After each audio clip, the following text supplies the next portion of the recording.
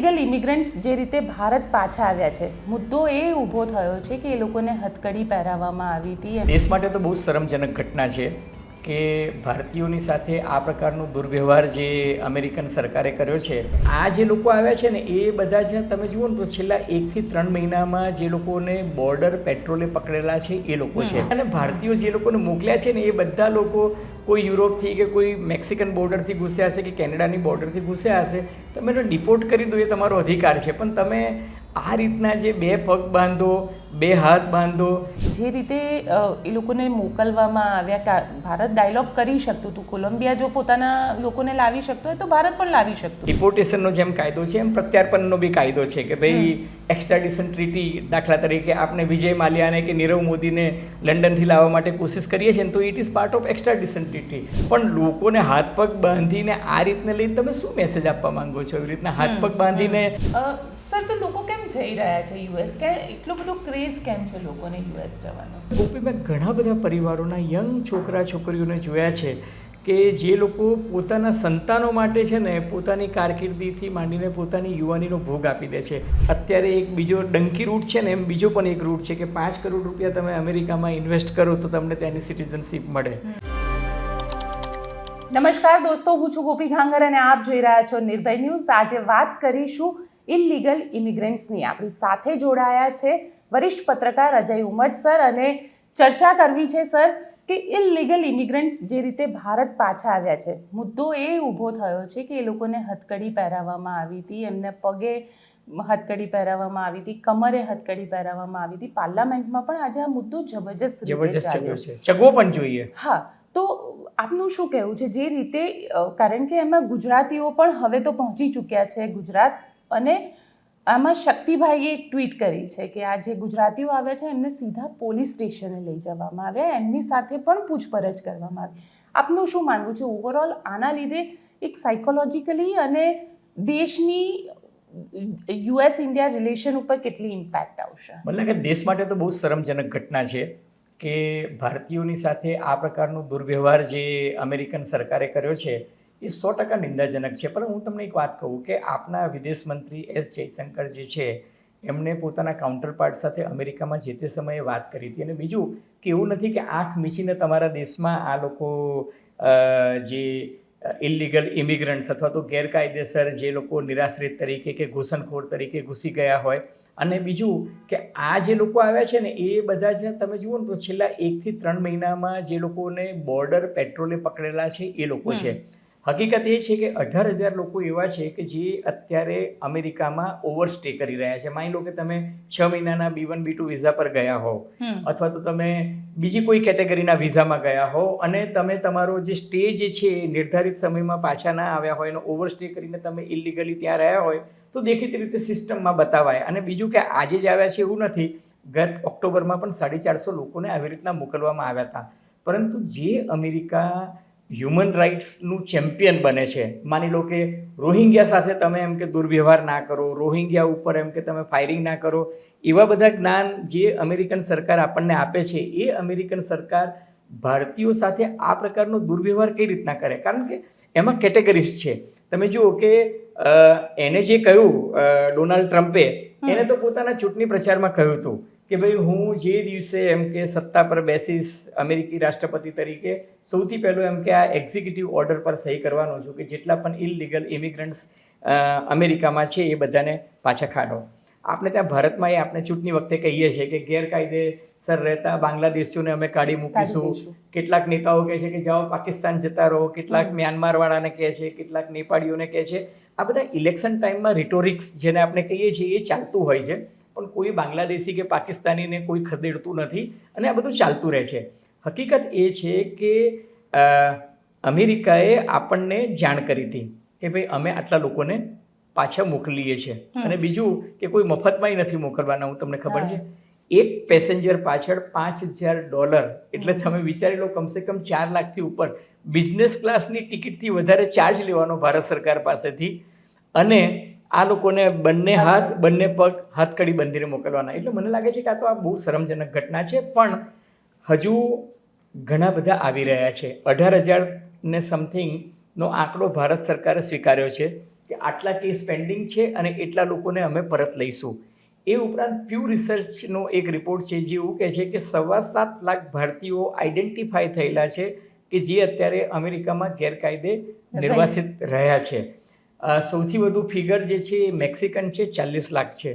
એ પછી અલ સાલ્વાડોરના છે, લગભગ 7.5 લાખ લોકો જેટલા છે. એ પછી ઇન્ડિયન્સ છે, પછી પાકિસ્તાનીઝ છે, બાંગ્લાદેશી છે, શ્રીલંકન્સ છે, ચાઇનીઝની વસ્તી વધારે છે પણ મોટેભાગના વિથ વેલિડ પેપર્સ ત્યાં છે. એટલે મોટેભાગના સાઉથ એશિયન્સ જે છે એ ત્યાં વધારે છે. પછી આફ્રિકન કન્ટ્રીઝ છે, લેટિનોસ છે, આ બધા. ડોનાલ્ડ ટ્રમ્પને જે સૌથી મોટો વાંધો હતો એ ક્રિમિનલ્સ સામે હતો કે ભાઈ આ લોકો ક્રિમિનલ એક્ટિવિટી કરે છે, આ લોકો ડ્રગ માફિયાઓ છે. જેને ચિંતા વધારે એ છે કે ભાઈ તમે જે તે એરિયામાં, અમેરિકામાં આજે પણ ઘણા બધા એરિયા એવા છે કે જ્યાં નાઇટ ટાઈમમાં તમે જઈ શકતા નથી કારણ કે ત્યાં બ્લેક પોપ્યુલેશન જે છે એ ડ્રગ માફિયાઓ અને એમના હાથમાં વેપન્સ હોય છે કારણ કે અમુક સ્ટેટ છે ત્યાં વેપન અલાઉડ છે અને એ કોઈને પણ ગોળી મારી દે છે. એટલે એ લો એન્ડ ઓર્ડરની સિચ્યુએશન સુધારવા માટે અમેરિકા પોતાના દેશ માટે જે કરે બરાબર છે. તમે તમારા દેશમાં કોઈ વ્યક્તિ ગેરકાયદેસર રહેતો હોય એને તમે પાછો મોકલી દો એ પણ બરાબર છે. ટેકનિકલી હું એમાં કંઈ જ ખોટું જતું નથી અને ભારત સરકારની આ સ્ટેટેડ પોઝિશન છે કે ભાઈ અમે વેલિડ પેપર પર જે વ્યક્તિ આવશે કે ભાઈ તમે આઈડેન્ટિફાઈ, એમને એમ નથી મોકલવામાં આવતા, એમને આઈડેન્ટિફાઈ કરવામાં આવે છે કે ભાઈ આટલા ગુજરાતી છે, આટલા પંજાબી છે, આટલા હરિયાણાના છે, આટલા ઉત્તર પ્રદેશના છે. એ લોકો તમને કલેક્ટરને એ બધાને ઈમેલ મોકલે છે, આઈડેન્ટિફાઈ કરે છે, એમનું આધાર કાર્ડ ચેક કરે છે અને ભારત સરકારને કહે છે. પણ પછી એ લોકો સાથેની જે ટ્રીટમેન્ટ જે છે, હું તમને ઉદાહરણ આપું, મેં ગૂગલ પર ને એના પર જ ન્યૂઝમાં વાંચ્યું, કોલંબિયાને 2 પ્લેન લોડ ભરીને પેસેન્જર્સ એ લોકોએ મોકલ્યા. આજે આ જ મુદ્દો પાર્લામેન્ટમાં પણ થયો અને ચગ્યો અને પાર્લામેન્ટમાં આના ઉપર બબાલ પણ થઈ કે કોલંબિયા જેવું નાનો દેશ છે. હવે આપના શ્રોતાઓ માટે થોડુંક એ રિપીટ કરીએ કે કોલંબિયાની હદમાં જ્યારે અમેરિકાના વોર પ્લેન સેન્ટર થયા તો એને એવું કીધું કે અમારી સોવરેનિટી એટલે અમારું જે સાર્વભૌમત્વ ધરાવતી જે જમીન છે એમાં અમેરિકી લશ્કરી વિમાનને અમે લેન્ડિંગ નહીં કરવા દઈએ. એટલે એર ટ્રાફિક કંટ્રોલે એવું કીધું કે અમે એવું કહ્યું હતું કે ભાઈ તમે એમ કે અમારા જે નિરાશ્રિતો હોય અથવા તો અમારા જે ગેરકાયદે ઘૂસણખોર થયેલા નાગરિક હોય કોલંબિયન, એને તમે પાછા મોકલી શકો છો પણ તમારા વોર પ્લેનમાં અમે નહીં આવવા દઈએ. એટલે એ લોકોનું પ્લેન પાછું ગયું. ડોનાલ્ડ ટ્રમ્પે એને ધમકી આપી કે 25% એમ કે ટેરિફ વધારી દઈશ, પછી 50%ની કરી. પછી ડાયલોગ થયા, જેમ મેક્સિકો સાથે ડાયલોગ થયો, કેનેડા સાથે થયો. એને કહ્યું કે તમે એરપોર્ટ પર એ લોકોને રાખો, અમે અહીંયાથી પ્લેન મોકલીશું. એ લોકોએ 2 પ્લેન અને 5 ઓફિસર્સ મોકલ્યા, આઈડેન્ટિફાઈ કર્યા બધાના પેપર્સ અને બધાને પ્લેનમાં બેસાડીને વિથ હ્યુમન ડિગ્નિટી એમની ગરિમા જળવાય અને એમને સારી રીતના ટ્રીટ કરી અને લઈને આવ્યા અને એરપોર્ટ પર ધે વર વેલકમ્ડ. બરાબર છે. વ્યક્તિ જે છે ભાઈ, તમને એવું લાગે કે ભાઈ આ દેશમાં જ્યાં હું રહું છું ત્યાં મારા માટે રોજગારીની તક નથી, અથવા તો મને અહીંયા મોંઘવારી નડે છે, અથવા તો મને એવું લાગે છે કે મારા માટે વિકાસની તકો વિદેશમાં રહેલી છે, તો મને વિઝા ના મળ્યા તો હું ગેરકાયદેસર ઘૂસી ગયો. એ ચોક્કસ એક પ્રકારનો અપરાધ છે પણ એ કોઈ ક્રિમિનલ પેલો નથી, હે ને, જધન્ય ગુનો નથી કે ભાઈ તમે એના માટે બીજી કોઈ સજા કરો, તમે ડિપોર્ટેશન કરો, તમે મને મારા દેશમાં પાછો મોકલી દો. પણ જે વ્યવહાર અમેરિકી સરકારે કર્યો ને, ખાસ કરીને ભારત એવું માનતું હતું કે ટ્રમ્પ તો આપણા દોસ્ત છે અને અમેરિકામાં વસતા ભારતીયો તો એવું માનતા હતા કે ભાઈ આ મોદી સાહેબના બહુ સારા મિત્ર છે અને મોદી સાહેબે પણ એમના તરફનો જે વ્યવહાર હતો અત્યાર સુધી સારો જ રાખ્યો હતો. માય ડિયર ફ્રેન્ડ ટ્રમ્પ, બરાબર છે કે નહીં, હાઉડી મોદી, અને અહીંયા અમદાવાદના એમાં પણ છે. એટલે એ બધું જોતા તમે આવી અપેક્ષા નહોતા રાખતા કે ભાઈ, અને ભારતીયો જે લોકોને મોકલ્યા છે ને એ બધા લોકો કોઈ યુરોપથી કે કોઈ મેક્સિકન બોર્ડરથી ઘૂસ્યા હશે કે કેનેડાની બોર્ડરથી ઘૂસ્યા હશે, તમે એને ડિપોર્ટ કરી દો એ તમારો અધિકાર છે. પણ તમે આ રીતના જે 2 પગ બાંધો, 2 હાથ બાંધો, આખા વિમાનમાં માત્ર 1 ટોયલેટ હોય, લેડીઝ અને જેન્ટ્સને લગભગ કલાકો સુધી, અને બીજું કે એમને ટોયલેટ જવું હોય ને તો એ ઘૂંટણીએ પડીને જવાનું. આ બધું જે મેં સાંભળ્યું, એક પિતા તો બિચારા રડી પડ્યા પોતાની દીકરીની વ્યથા સાંભળીને. આપણે કોઈના નામ નથી આપતા કારણ કે આપણે માનીએ છીએ કે એ લોકોનો રાઇટ ટુ પ્રાઇવેસી છે, પણ બહુ દુઃખદ થયું, મને એવું લાગે છે. બહુ શરમજનક ઘટના છે આખી. આ શરમજનક ઘટના છે, પણ સૌથી વધારે જે એસ જયશંકરનું સ્ટેટમેન્ટ આવ્યું પાર્લામેન્ટની અંદર, અને એમને એવું કીધું કે આ કોઈ નવી વાત નથી. એમને 2009થી 2024 સુધીના આંકડા આપ્યા અને એમને કીધું કે આટલા લોકોનું ડિપોર્ટેશન થયું છે. પણ જે રીતે આ આખી વાતને પ્રેઝન્ટ કરવામાં આવી રહી છે એ ખોટી છે એવું એસ જયશંકરનું કહેવું છે. આપનું શું માનવું છે કે આ, કારણ કે જે રીતે એ લોકોને મોકલવામાં આવ્યા, ભારત ડાયલોગ કરી શકતું હતું, કોલંબિયા જો પોતાના લોકોને લાવી શકતો હોય તો ભારત પણ લાવી શકતું હતું. એક્ઝેક્ટલી. પણ આ પહેલી વખત નથી. ડિપોર્ટેશન જે છે એ તો ડિપોર્ટેશનનો જેમ કાયદો છે એમ પ્રત્યાર્પણનો બી કાયદો છે કે ભાઈ એક્સ્ટ્રાડિશન ટ્રીટી, દાખલા તરીકે આપણે વિજય માલ્યાને કે નીરવ મોદીને લંડનથી લાવવા માટે કોશિશ કરીએ છીએ તો it is part of extradition treaty. એમ ડિપોર્ટેશન જે છે દરેક દેશ કરે જ છે. પણ દાખલા તરીકે હું તમને એમ કહું છું કે 2009થી 2024 સુધીની ઘટના બની. મેં તમને કહ્યું ને આપણે ચર્ચાની શરૂઆતમાં કે ગયા ઓક્ટોબરમાં પણ 450 લોકો મોકલ્યા. પણ લોકોને હાથ પગ બાંધીને આ રીતને લઈને તમે શું મેસેજ આપવા માંગો છો? એવી રીતના હાથ પગ બાંધીને તમે શું, આ બધા ક્રિમિનલ્સ ઓછા છે? આ ગુજરાતના જે લોકો, ભાઈઓ બહેનો અને નાના બાળકો છે, દે આર નોટ ક્રિમિનલ્સ. તમે કહો કે તમે ગેરકાયદે મારા દેશમાં ઘૂસી ગયા હતા અને હું તમને પાછા મોકલું છું, એની કરતાં તો ભારત સારું છે. કે પરમ દિવસે સુપ્રીમ કોર્ટમાં જસ્ટિસ પારડીવાલા સાહેબ કે જે પહેલાં ગુજરાત હાઈકોર્ટના જજ હતા અત્યારે સુપ્રીમ કોર્ટમાં છે, એમને પૂછ્યું આસામ સરકારના પેલા ડિટેની કેમ્પમાં જે લોકો રહે છે બાંગ્લાદેશી ઘૂસણખોરોને, એ કેટલા વર્ષોથી ત્યાં કેમ્પમાં રહે છે. એમને કહ્યું કે ભાઈ તમને જો આઈડેન્ટિટી ખબર પડી ગઈ છે કે આ બાંગ્લાદેશી છે તો એમને એમના દેશમાં પાછા કેમ નથી મોકલતા? પણ આપણે તો કસાબ હોય તો કસાબને પણ પ્રિન્સિપલ ઓફ નેચરલ જસ્ટિસ, કુદરતી ન્યાયના સિદ્ધાંતના આધારે એને ટ્રાયલનો અધિકાર આપીએ છીએ અને પછી ફાંસીની સજા કરીએ છીએ. આપણે પાકિસ્તાન સરકારને જાણ કરીએ છીએ કે આ તમારો નાગરિક છે, આ જલાલાબાદમાં રહેતો તો એવું એના ડોક્યુમેન્ટ્સ બતાવ્યા છે, એવું આ કહે છે, તમે શું કહેવા માંગો છો? સૈફ અલી ખાનને ત્યાં બાંગ્લાદેશી ઘૂસણખોર ઘૂસી ગયો એને થયું તો પણ એને આપણે વી ટ્રીટેડ હિમ ને કે ભાઈ આપણે ભારતીય કાયદા અનુસાર એને જે કંઈ સજા થતી હશે એ પણ we give him fair trial. અને તમે જુઓ કે એના માટે એડવોકેટ્સ અપિયર થઈ રહ્યા છે મુંબઈ કોર્ટમાં, બરાબર છે? તો એને કોઈ હથકડી પહેરાઈને એને જે રીતના નોર્મલી લાવે છે એ જ લઈને આવે છે. એટલે આ થોડુંક દુઃખદ છે ગોપી. બાકી હું તમને કહું, માનસિક રીતે તૈયાર રહેજો કે આ તો ખાલી શરૂઆત જ છે કે ભાઈ 104 કે 105 પહેલાં પ્લેન લોડમાં આવ્યા, હજી ઘણા બધા લોકો આવવાના છે, સંખ્યા લાખોમાં હશે.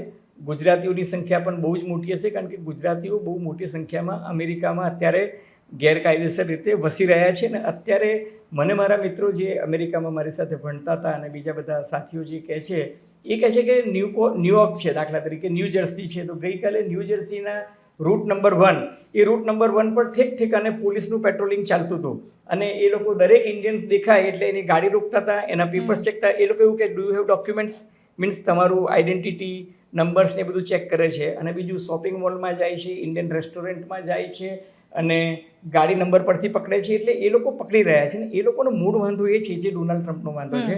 એ કહે છે કે ભાઈ તમે ગેરકાયદેસર રીતે અમેરિકામાં ઘૂસી ગયા છો, એને કારણે અમેરિકાની આજની તારીખે સૌથી મોટી સમસ્યા જે છે એ બેરોજગારીની છે. બેરોજગારીની સમસ્યા એ છે કે ત્યાં હ્યુમન રાઇટ્સ પ્રમાણે તમારે પર અવર માની લો કે $12 કે $18 ડિપેન્ડિંગ ઓન વર્ક ચૂકવવાના હોય.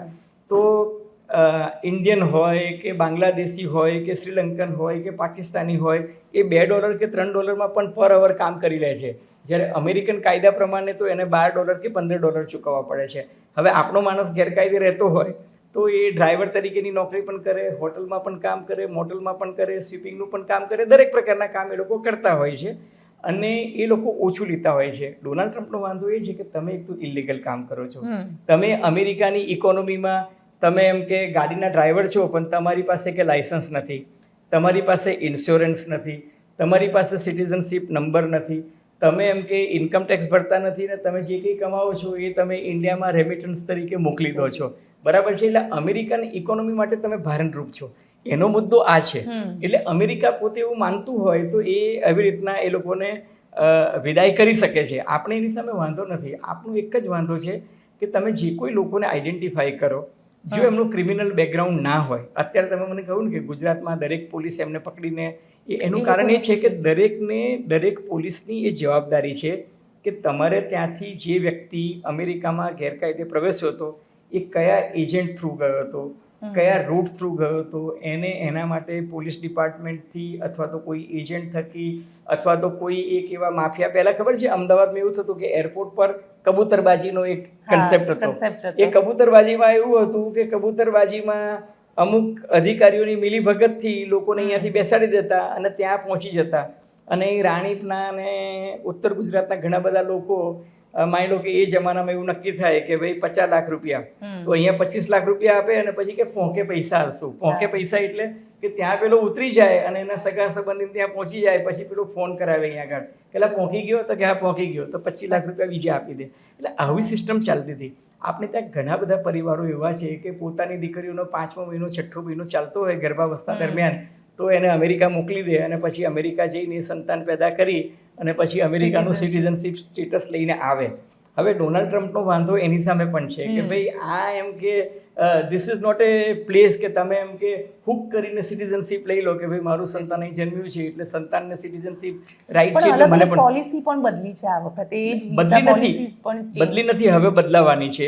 કારણ કે અમેરિકામાં છે ને 200 વર્ષ જૂનો કાયદો છે અને એ અબ્રાહમ લિંકનના સમયમાં આ જ્યારે ત્યાં નાગરિક યુદ્ધ ફાટી નીકળ્યું હતું ત્યારે અમેરિકાનું બંધારણ છે ને 1789 અમલમાં આવ્યું. અને ત્યારબાદ બંધારણનો જે 14મો સુધારો છે, 14મો સુધારો અમેરિકાનો એવું કહે છે કે અમેરિકાની ધરતી પર જન્મેલી કોઈ પણ સંતાન, એનો મા બાપ કોણ છે એ નહીં જોવાનું, પણ અમેરિકાની ધરતી પર જન્મ્યું હોય તો સન ઓફ ધ સોઇલ છે એટલે એને અમેરિકન સિટીઝનશીપ મળવી જોઈએ. એ એક નેચરલ પ્રોસેસ છે એટલે એને મળી જ જાય. ને જે આદિન તક મળે છે, હજુ આદિન તક મળે છે. ડોનાલ્ડ ટ્રમ્પે બેસીને જે એક્ઝિક્યુટિવ ઓર્ડર સાઇન કર્યો એ 1 મહિનાની અંદર એટલે કે 20મી ફેબ્રુઆરી પછી એમ કે તમને ન મળી શકે એવો ઓર્ડર સાઇન કર્યો છે. અલબત્ત એની સામે અમેરિકાની ફેડરલ કોર્ટે સ્ટે આપી દીધો છે અને ગઈકાલે હું જોતો તો ગઈકાલે સ્ટે ફરી પાછો લંબાઈ પણ ગયો છે. અને ડોનાલ્ડ ટ્રમ્પ જે છે અત્યારે એની પાસે સેનેટમાં અને કોંગ્રેસમાં બહુમતી છે એટલે એના જોડે કદાચ એ બંધારણીય સુધારો કરવાની કોશિશ કરશે. કારણ કે એમનું લોજિક એ છે કે ભાઈ એ જે તે વખતે એ વાત થઈ હતી એ વખતે ગુલામો અથવા તો અશ્વેતો માટે એ વાત થઈ હતી કે ભાઈ અશ્વેતો જે છે એને તમે ગુલામ તરીકે અહીં લઈને આવ્યા અને પછી એમના સંતાનોને જો સિટીઝનશીપ ન આપો તો એ એમ કે અન્યાય છે. પણ એનો અર્થ એ નથી કે ઇન્ડિયન્સ કે પાકિસ્તાનીઝ કે બાંગ્લાદેશી કે શ્રીલંકન છે એ અથવા તો ચાઇનીઝ એ અમેરિકાની ધરતી પર આવીને સંતાન પેદા થાય એટલે એના આધારે એ લોકો સિટીઝનશીપ લે.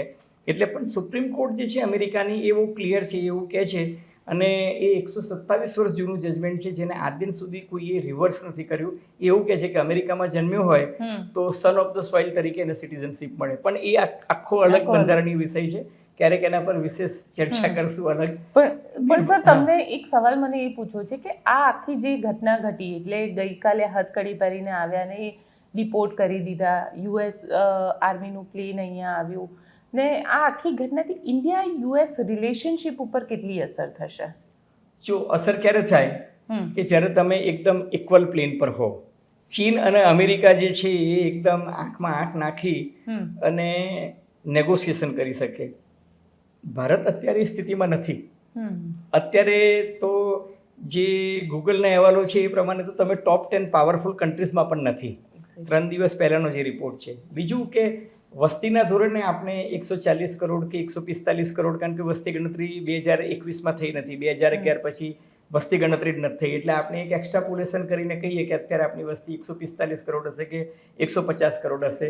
ચીન કરતાં વધારે છે એવું સંયુક્ત રાષ્ટ્ર સંઘનું એક આકલન છે. આપણે ત્યાં વસ્તી ગણતરી થઈ નથી, જે દર 10 વર્ષે થતી હતી. 2011 પછી 2021માં થવી જોઈતી હતી, આપણે 2025માં છે, હજુ વસ્તી ગણતરી થઈ નથી. પણ તમે જુઓ કે આપણે ત્યાં માર્કેટ મોટું છે, ગ્રાહકોની સંખ્યા વધારે છે, એટલા માટે આપણી ઇકોનોમી પણ મોટી ગણાય છે. પરંતુ આપણું GDP, આપણો રૂપિયો આજે ક્યાં છે ગોપી, તમે મને કહો.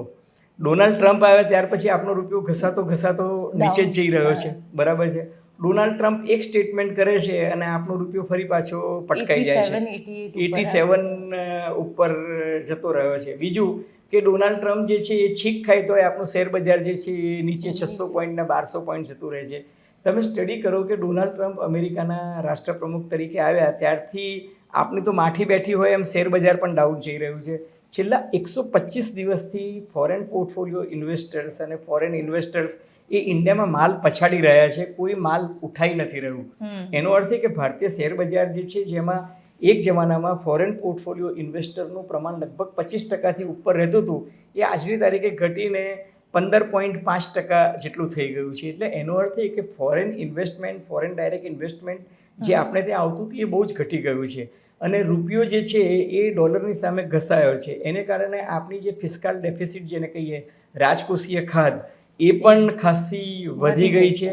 આપણો ફુગાવો છે એ પણ વધે. તમે જુઓ કે એક સિમ્પલ ઉદાહરણ આપું, આપણો દેશ જે છે 80% ક્રૂડ ઓઇલની આયાત કરે છે.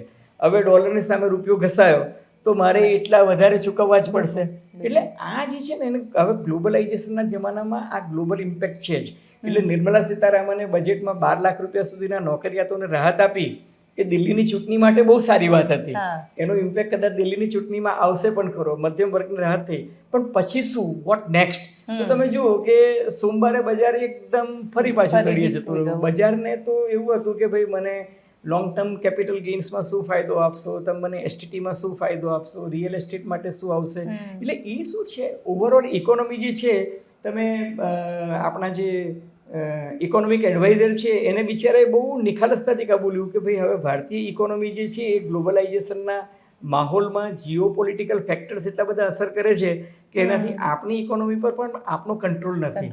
યુક્રેન રશિયા વચ્ચે વોર થશે તો શું થશે, ગાઝા પટ્ટી પર અમેરિકા કંટ્રોલ લેશે તો શું થશે, પનામા કેનાલ પર જો ચીનની જગ્યાએ અમેરિકા પોતાનું વર્ચસ્વ જમાવવાની કોશિશ કરશે તો શું થશે, તો મારા સ્ટીમર્સ જે છે એને 9000 કિલોમીટરનો આંટો વધારે પડશે. તમે જુઓ કે આખું છે ને ચેઇન રિએક્શન્સ આવશે. એટલે ગ્લોબલી છે ને અચ્છે દિન મને દેખાતા નથી. જે રીતના ડોનાલ્ડ ટ્રમ્પ એને આ શરૂઆત કરી છે કે ભાઈ હું ઇલીગલ ઇમિગ્રન્ટ્સને કાઢીશ, હું પનામા કેનાલ પર કબજો લઈ જઈશ, ગલ્ફ ઓફ મેક્સિકોને ગલ્ફ ઓફ અમેરિકા બનાવી દઉં, પછી કે ગ્રીનલેન્ડ લઈ લઈશ, ગાઝા પટ્ટી પર કબજો કરી નાખીશ, વર્લ્ડ હેલ્થ ઓર્ગેનાઇઝેશનમાંથી બહાર નીકળી ગયું, હ્યુમન રાઇટ કમિશનને સપોર્ટ આપવાનું બંધ કરી દીધું, યુએન એઇડ અથવા તો અમેરિકન એઇડ્સ હતી એ બંધ કરી દીધી. એનો અર્થ એ કે તમે જુઓ કે ઇમ્બેલેન્સ ઘણા બધા ઇમ્બેલેન્સ થયા છે. પણ એટલે વી કેન સે ધેટ કે ઇન્ડિયા જે રીતે કામ કરવું જોઈએ, એટલે મોદી ગવર્મેન્ટે જે રીતે વિદેશ નીતિમાં કામ કરવું જોઈએ એ રીતે નથી થઈ રહ્યું. એવું હું નથી કહેતો, એટલા માટે કે આપણા લિમિટેશન્સ પણ છે. તમે જુઓ કે આપણે કંઈ 5 મહાસત્તા નથી. આપણે રશિયા નથી, આપણે ચીન નથી, આપણે અમેરિકા નથી. મહાસત્તા બનવાનું મારું સ્વપ્ન છે, મહાસત્તા બનવાની મારી મહત્વાકાંક્ષા છે. પણ આજની તારીખે હું મહાસત્તા નથી. મારી પાસે યુનાઇટેડ નેશન્સમાં જેને કહી શકે ને કે પરમેનન્ટ સીટ નથી. મારી પાસે યુનાઇટેડ નેશન્સમાં વીટો પાવર નથી. મારી પાસે યુનાઇટેડ નેશન સિક્યુરિટી કાઉન્સિલમાં પરમેનન્ટ મેમ્બરશિપ નથી. બરાબર છે કે નહીં? એટલે તમે જુઓ કે ભારતની સ્થિતિ તો એટલી બધી પ્રિકેરિયસ છે કે એક બાજુ અમેરિકાનું પ્રેશર, બીજી બાજુ ચીનનું પ્રેશર, ત્રીજી બાજુ રશિયાનું પ્રેશર.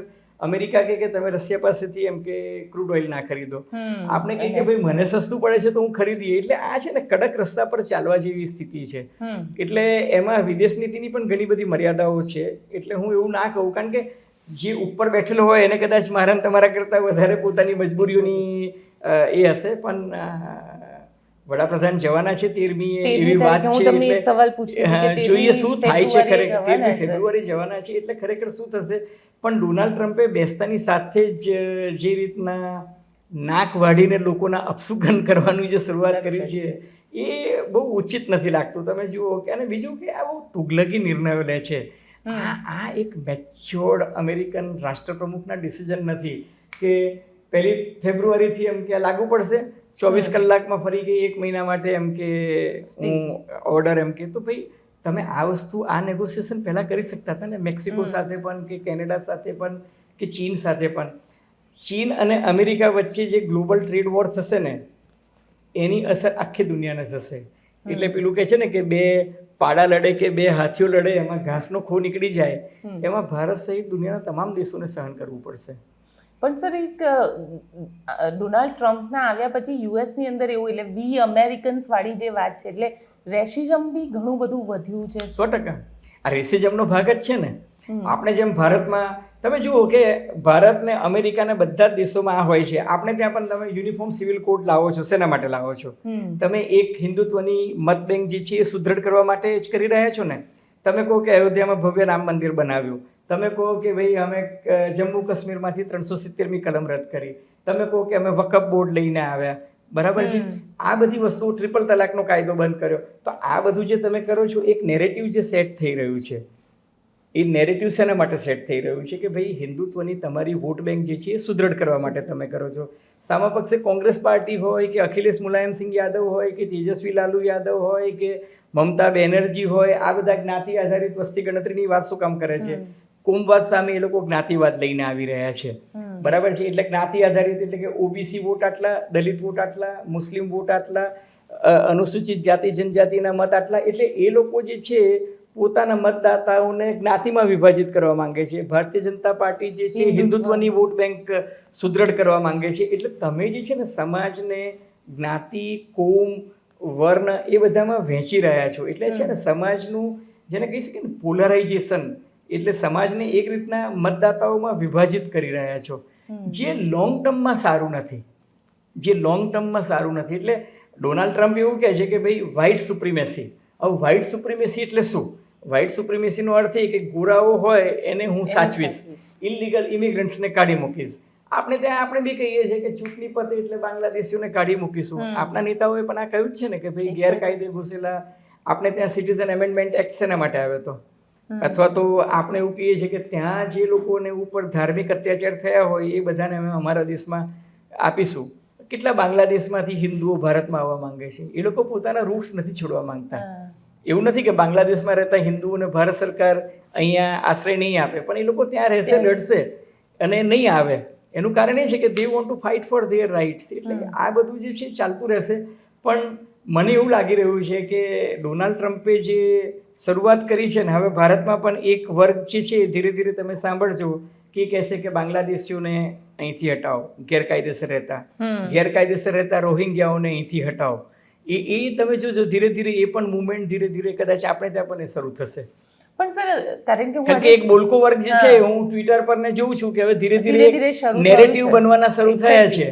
કારણ કે નેરેટિવ એ રીતે બની રહ્યા છે. હું સવારેથી ટ્વિટર જોઈ રહી હતી તો ટ્વિટર પર એવી રીતનું ટ્રેન્ડિંગ ચાલી રહ્યું છે કે ઇલીગલ ઇમિગ્રન્ટ્સ, ભલે ઇન્ડિયન્સ છે બટ દે આર ઇલીગલ, અને એટલે જે લોકોને મોકલવામાં આવે છે, whether it's Bangladeshi or Rohingya, કારણ કે આવી જ રીતે આખું એક વર્ક ચલાવી રહ્યા છે.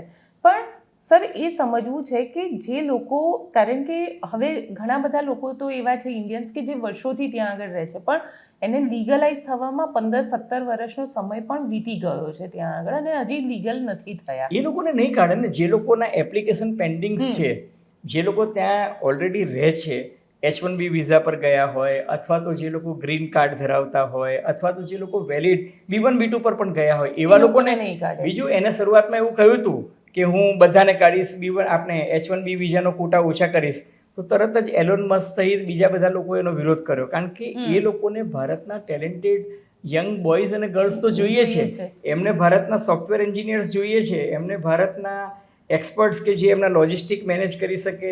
તમે મને કહો કે સુંદર પિચાઈ કોણ છે? તો ભાઈ ગૂગલ એ ચલાવે છે, બરાબર છે. તો ગૂગલ હોય કે માઇક્રોસોફ્ટ હોય કે પરાગ અગ્રવાલ તો ટ્વિટર ચલાવતા હતા. અમેરિકાની ફોક્સ 500 કંપનીમાં જે ટોપ 300 કંપનીઝ છે એમાં ઘણા બધા ઇન્ડિયન્સ છે કે જે ચલાવી રહ્યા છે. એનો અર્થ એ કે એ લોકોને ઇન્ડિયાની ટેલેન્ટ ગમે છે, ઇન્ડિયાના ઇન્ટેલેક્ચ્યુઅલ યુવાનો ગમે છે. એની કેબિનેટમાં એ કાશ પટેલથી માંડીને ઘણા બધા ઇન્ડિયન્સ છે. આની વાઇફ જે છે, વાઇસ પ્રેસિડેન્ટની વાઇફ જે છે, she also has Indian roots.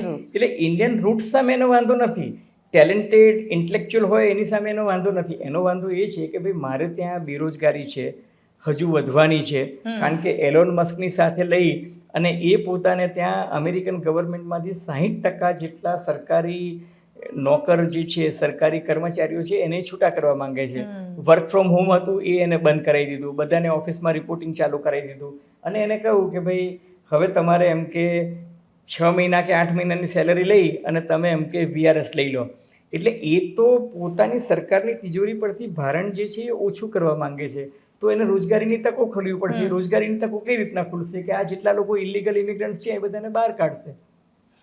કે બહુ જ બધા લોકો ડંકી રૂટ્સથી ડંકી રૂટ્સ ને સમજવા માંગી. તમે આ જો ડેન્ગુચા, બિચારા ડેન્ગુચાના 3 લોકો તો બરફમાં થીજીને મૃત્યુ પામ્યા. હવે આ ડંકી રૂટ તો શું છે હું તમને કહું, એક ડેવલપમેન્ટ એ જે થયું છે કે આ જે રીતના અમેરિકાએ ઇલીગલ ઇમિગ્રન્ટ્સને કાઢવાની શરૂઆત કરી છે, અને આપણા જ પોલીસવાળા સવારના અર્લી મોર્નિંગમાં એ લોકોને દરેકને એસ્કોર્ટ કરીને પોતપોતાને ઘેર લઈ ગયા. પણ પૂછે તો ખરા ને કે બકા કઈ રીતના ગયો હતો? પછી કહે ને કે હું આ એજન્ટ લઈ ગયો હતો. અલ્ટિમેટલી પેલાએ તો બિચારાએ 1.5 કરોડ કે 2 કરોડ પોતાનું ખેતર વેચીને કે જે કંઈ કરીને પરિવારના 3 સભ્યોને લઈને એ ગયો હતો, બરાબર છે, અને કમનસીબે એ એક્સપાયર થઈ ગયા. તો હવે એના પરિવારના લોકો તો કહેશે ને કે અમને આ એજન્ટ લઈ ગયો હતો કે પેલું એજન્ટ લઈ ગયો તો આ એજન્ટે ત્યાં વાત કરી હતી. હવે બધા જ એજન્ટો મારી માહિતી છે કે બધા અંડરગ્રાઉન્ડ થઈ ગયા છે, કારણ કે હવે એજન્ટને લાગ્યું છે કે તવાઈ હવે એમના પર આવશે. એક્ઝેક્ટલી. હવે એ બધા એજન્ટ્સ છે ને એ બધા અંડરગ્રાઉન્ડ થઈ ગયા છે, કારણ કે એમને ખબર છે કે અલ્ટિમેટલી બક સ્ટોપ સમવેર, કે તમે ઇલીગલી તો ગયા પણ ઇલીગલી તમને કોણ લઈ ગયું. તો હવે પોલીસ માટે એ ઇન્વેસ્ટિગેશન આવી રહ્યું છે. અને બીજું કે અમેરિકાની સરકારને તમારે જવાબ પણ આપવો પડે છે કે ભાઈ આટલા લોકો ઇલીગલ ઇમિગ્રન્ટ્સ હતા, એને એમને રિસીવ કર્યા અને એ લોકો આટલા રૂટ્સ પરથી આવ્યા હતા અને એ રૂટ્સને તમે પ્લગ કરો. કેમ એને કહું કે મેક્સિકોમાં તમે 10,000 સૈનિકો છે તમારી બોર્ડર પર મૂકો, જેથી કોઈ વ્યક્તિ અમેરિકામાં ના ઘૂસવું જોઈએ. પહેલાં શું હતું કે જેટલા લોકો ઇલીગલ ગયા હતા, મારી માહિતી એવી છે કે એ લોકો ત્યાં ઘૂસી જતા હતા, પછી પેલી વોલ કૂદી અને પેલી બાજુ પડે, હા મેક્સિકન વોલ કૂદીને પેલી બાજુ પડે અને પછી ચાલતા થોડુંક જવાનું, પછી પોલીસ જે નજીકની પોલીસ ચોકી હોય એમાં જઈને પકડાઈ જવાનું અને કહેવાનું કે હું ઘૂસણખોર છું, હું આવી રીતના આવી ગયો છું, અને પછી તમને પકડી અને થોડા દિવસ રાખે અને પછી તમને છોડી મૂકે. એટલે જો બાઇડનનું રાજ હતું ને એમાં ઉદારીકરણનો માહોલ હતો, અને પછી ડિપોર્ટેશન માટે તમને રાખે ને કોઈ ઓળખીતું છે તો એને ત્યાં જઈને તમે રહો. હવે એ આખું બંધ કરી નાખ્યું છે. એટલે કેનેડિયન બોર્ડર પણ બંધ થઈ ગઈ છે, મેક્સિકન બોર્ડર પણ બંધ થઈ ગઈ છે. એટલે મને લાગે છે કે હવે તકલીફ પડશે. પણ ઘણા લોકોએ ગોપી બહુ જ રૂપિયા ગુમાવ્યા છે, જે લોકો ગયા છે ને એ બધા. અને આ તો જે લોકો પાછા આવ્યા છે ને, આ તો ખાલી બોર્ડર પેટ્રોલિંગ વાળાએ જ પકડેલા છે, પણ એમનું જે ઇલીગલ એને કહે છે ને એ લોકો જો હજુ પકડશે ને, એ લોકો પાસે તો રાખવા માટે જેલ નથી. એટલે બધાને પેલા ગ્વાટેમાલાના પેલા બે પર આપણે આઇલેન્ડ જે છે એનામાં રાખે છે ને, એમાં તો 30,000 લોકોને રાખવાની વ્યવસ્થા એ લોકો અત્યારે ઊભી કરી છે. અને ત્યાં તો જીવતા દોજખ જેવી સ્થિતિ છે. જો જે લોકો બિચારા ત્યાં જશે એમની શું હાલત થશે.